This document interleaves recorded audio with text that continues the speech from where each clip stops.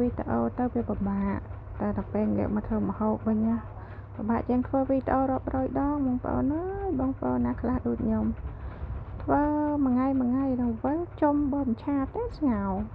មកជូរស្លោស្លក់ហើយបើឆាវិញគឺរាល់ថ្ងៃមួយខែ30ថ្ងៃចឹងហើយបើខ្ញុំចេញមុខម្ហូបឆាច្រើនជាងសឡផ្សេងបងប្អូនដោយសារអីផ្ទះខ្ញុំគឺអត់ចោលទេឆា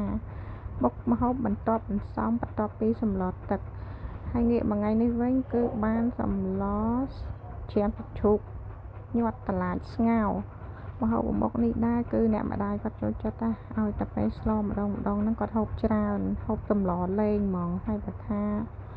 ដាក់បាយវិញគឺតិចតួចទេហើយពេលខ្លះហ្នឹងគឺគាត់អត់ហូបមួយបាយទៀតគាត់ហូបជាមួយមីសួរ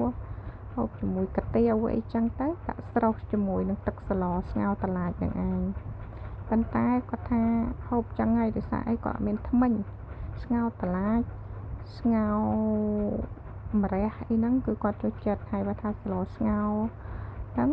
លហៅជាប្រចាំតែគាត់អត់មានថ្មិញគាត់ហ្នឹងគឺដាក់ថ្មិញគេទាំងអស់ពេលចឹងទៅគាត់រកតែសម្លណាឬក៏ម្ហូបណាដែលផុយណាយើងរងាស់យូរទៅផុយហើយមួយវិញទៀតគាត់ថាស្លហ្នឹងគឺញ៉ាំទៅត្រជាក់ក្នុងផង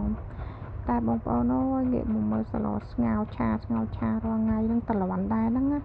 ពេលខ្លះមានណាហូបបាយក្រៅខ្លះទៅម្ដងម្កាលអីតែដោយសារផ្ទះខ្ញុំនេះសមាជិកច្រើនដល់ពេលចឹងទៅទោះបីអ្នកធ្វើម្ហូបនឹងចង់ហូបបាយក្រៅក៏ត្រូវតែមានម្ហូបទុកស្គាល់នៅផ្ទះដែរមិនអាចថាអត់មានទេ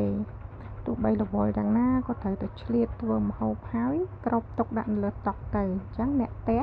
គាត់មកអញ្ចឹងគាត់ដួសហូបខ្លួនឯងឲ្យតែមានស្រាប់ត្រាប់ទៅមកមើលសម្លយើងថ្ងៃនេះដែរគឺងាយទេបងប្អូនអើយដោយសារអីសាច់ជ្រូកចិញ្ច្រាំហ្នឹងគឺបើសិនជាបងប្អូនខ្ជិលចិញ្ច្រាំគឺយើងអាចដាក់ក្នុងម៉ាស៊ីនកិនសាច់ណាដាក់តែ1រាវ2រាវទៅគឺមកដែរគាត់ថាវាមិនសូវឆ្ងាញ់ដូចយើងច្រាំជ្រុញទេច្រាំដៃណាអានេះតាំងការគិតរបស់ខ្ញុំឯងព្រោះអីដោយសារខ្ញុំធ្លាប់សាកពីមុនមកមានម៉ាស៊ីននៅផ្ទះហ៎ដាក់សាច់ចូលក្នុងម៉ាស៊ីនទៅពេលកិនជួនណាម៉ត់ជ្រុលចឹងទៅអត់សូវឆ្ងាញ់ណា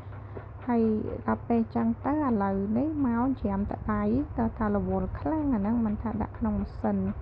ថ្ងៃហ្នឹងអត់ទេច្រាំដៃហើយព្រោះអីវាមានពេលតនេសល់ច្រើនអញ្ចឹងយើងអាចលៃពេលធ្វើបានព្រោះថាតាមធម្មតាហ្នឹងច្រាំដាក់ក្នុងម៉ាស៊ីនដោយសារអីកូនគាត់ទៅរៀន